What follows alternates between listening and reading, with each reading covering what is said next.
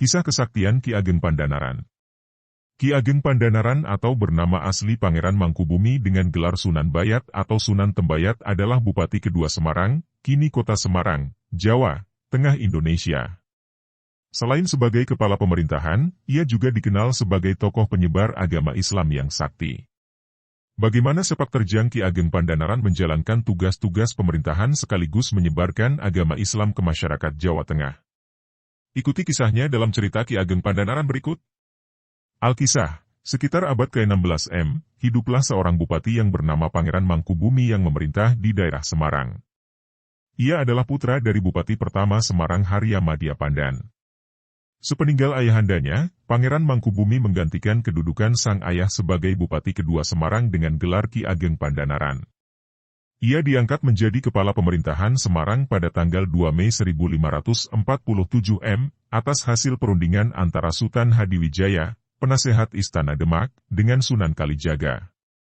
Sebagai kepala pemerintahan, Ki Ageng Pandanaran melanjutkan usaha yang telah dirintis oleh sang ayah. Di sela-sela kesibukannya mengurus tugas-tugas pemerintahan, ia juga giat mengembangkan kegiatan-kegiatan keagamaan untuk membina rakyatnya. Kegiatan tersebut diantaranya mengadakan pengajian secara rutin, menyampaikan ceramah-ceramah melalui khotbah Jumat, serta mengembangkan pondok-pondok pesantren dan tempat-tempat ibadah. Dengan demikian, ia dianggap telah berhasil menjalankan tugas-tugas pemerintahan dengan baik dan patuh kepada ajaran-ajaran Islam seperti mendiang ayahnya, sehingga rakyatnya pun hidup makmur dan damai. Namun, sifat manusia dapat saja berubah setiap saat. Demikian pula Ki Ageng Pandanaran sebagai seorang manusia. Keberhasilan yang telah dicapai membuatnya lupa diri. Sifatnya yang dulu baik tiba-tiba berubah menjadi congkak, sombong, dan kikir. Ia senang mengumpulkan harta untuk kemewahan. Kehidupan mewah itu pun membuatnya lalai terhadap tugas-tugasnya, baik sebagai kepala pemerintahan maupun pengembang agama Islam. Ia tidak pernah lagi memberikan pengajian dan ceramah kepada rakyatnya. Demikian pula, ia tidak pernah merawat pondok pesantren dan tempat-tempat ibadah. Mengetahui sikap dan perilaku Ki Ageng Pandanaran tersebut, Sunan Kalijaga segera memperingatkannya dengan cara menyamar sebagai penjual rumput. Dengan kecerdikannya, sang Sunan menyisipkan nasihat-nasihat kepada sang bupati pada saat menawarkan rumputnya. Suatu hari, datanglah Sunan Kalijaga ke kediaman Ki Ageng Pandanaran dengan mengenakan pakaian compang-camping layaknya seorang tukang rumput. Di sela-sela menawarkan rumputnya, sang Sunan menasihati Ki Ageng Pandanaran agar tidak terbius oleh kemewahan dunia. "Maaf, Tuan. Sebaiknya Tuan segera kembali ke jalan yang benar dan diridho Allah Subhanahu wa Ta'ala," ujar Sunan Kalijaga yang menyamar sebagai penjual rumput. "Hai, tukang rumput. Apa maksudmu menyuruhku kembali ke jalan yang benar? Memang kamu siapa, sudah berani menceramahiku?" tanya Ki Ageng Pandanaran dengan nada menggertak. "Maaf, Tuan. Saya hanyalah penjual rumput yang miskin. Hamba melihat Tuan sudah terlalu jauh terlena dalam kebahagiaan dunia. Saya hanya ingin memperingatkan Tuan agar tidak melupakan kebahagiaan akhirat. Sebab, kebahagiaan yang abadi adalah kebahagiaan akhirat," ujar si penjual rumput. Mendengar nasihat itu, Ki Ageng Pandanaran bukannya sadar, melainkan marah dan mengusir si penjual rumput itu. Meski demikian, si penjual rumput tidak bosan-bosannya selalu datang menasehatinya. Namun, setiap kali dinasehati, Ki Ageng Pandanaran tetap saja tidak menghiraukan nasihat itu. Khawatir perilaku penguasa daerah Semarang itu semakin menjadi-jadi, Sunan Kalijaga menunjukkan kesaktiannya. "Wahai bupati yang angkuh dan sombong, ketahuilah, harta yang kamu miliki tidak ada artinya dibandingkan dengan harta yang aku miliki," kata penjual rumput itu. "Hai, tukang rumput. Kamu jangan mengada-ada.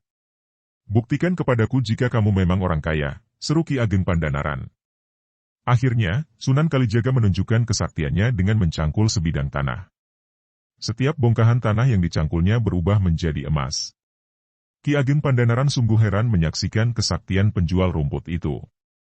Dalam hatinya berkata bahwa penjual rumput itu bukanlah orang sembarangan. "Hai, penjual rumput. Siapa kamu sebenarnya?" tanya Ki Ageng Pandanaran penasaran bercampur rasa cemas. Akhirnya, penjual rumput itu menghapus penyamarannya. Betapa terkejutnya Ki Ageng Pandanaran ketika mengetahui bahwa orang yang dihadapannya adalah Sunan Kalijaga. Ia pun segera bersujud seraya bertaubat. Maafkan, saya Sunan. Saya sangat menyesal atas semua kehilafan saya selama ini. Jika Sunan tidak keberatan, izinkanlah saya berguru kepada Sunan, pinta Ki Ageng Pandanaran. Baiklah, Ki Ageng. Jika kamu benar-benar mau bertaubat, saya bersedia menerimamu menjadi murdiku. Besok pagi-pagi, datanglah ke Gunung Jabalkat. Saya akan menunggumu di sana. Tapi ingat, jangan sekali-kali membawa harta benda sedikit pun, ujar Sunan Kalijogo mengingatkan. Dengan tekad kuat ingin belajar agama, Ki Ageng Pandanaran akhirnya menyerahkan jabatannya sebagai Bupati Semarang kepada adiknya. Setelah itu, ia bersama istrinya meninggalkan Semarang menuju Gunung Jabalkat. Namun, ia lupa mengingatkan istrinya untuk tidak membawa harta benda sedikit pun. Naluri sebagai seorang wanita, sang istri memasukkan seluruh perhiasan dan uang dinarnya ke dalam tongkat yang akan dibawanya. Dalam perjalanan, sang istri selalu tertinggal jauh di belakang suaminya karena keberatan membawa tongkatnya yang berisi harta benda. Ki Ageng Pandanaran pun baru menyadari hal tersebut setelah mendengar istrinya berteriak meminta pertolongan. Kang Mas, tulung. Wonten tiang salah tiga, artinya, Kang Mas, tolong.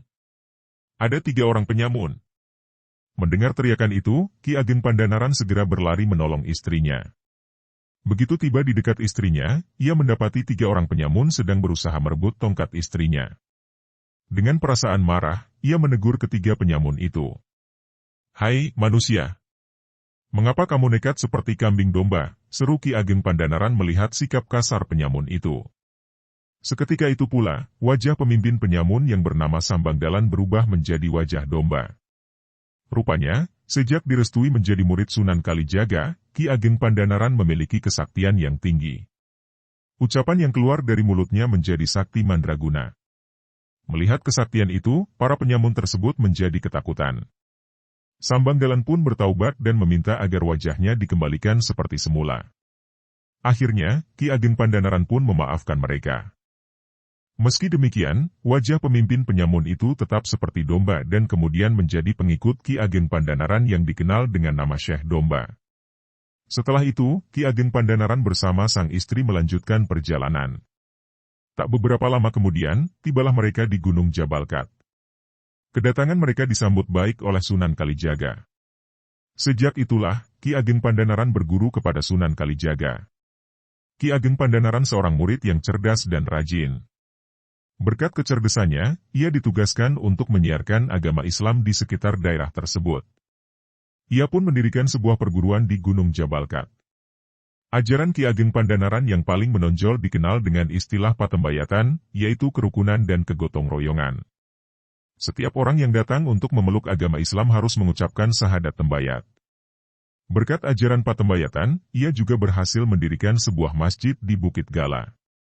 Selain pengetahuan agama, Ki Ageng Pandanaran juga mengajarkan cara bercocok tanam dan cara bergaul dengan baik kepada penduduk sekitarnya.